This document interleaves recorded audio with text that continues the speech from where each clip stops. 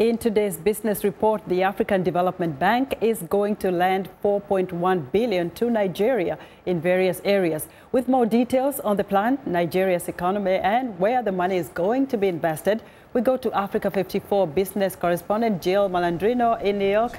Hello, Jill. Hi there. So ADP's president, Dr. Akinwumi Adesina, he said funds over the next 2 years would be used to develop the power and agricultural sectors in Nigeria, aiding a move away from the country's reliance on oil revenue. The economy has been shrinking due to the plunge in crude oil prices, which generate 70% of government revenue.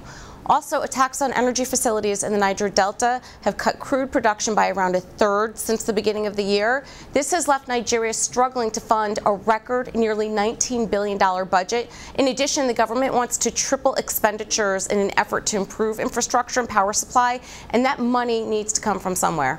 You know, Jill, the reports also say that ADB's portfolio in Nigeria will actually increase to a total of $10 billion by 2019. But that sounds like a lot of money if you look at the economy, which has actually failed to emerge from the oil slump.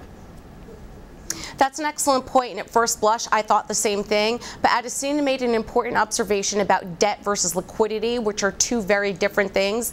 He said there is no debt crisis in Nigeria. What you have is a liquidity problem, and ADB is trying to help the country drive down inflation and work with the government to provide incentives to the private sector.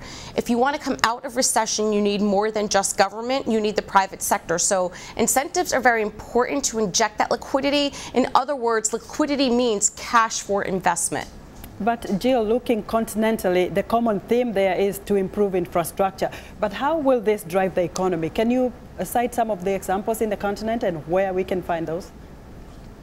There's an old adage that you have to spend money to make money, and that applies from small businesses to complex government balance sheets. It's a process that takes time to play out, but we're seeing results in regional pockets, which is a great start.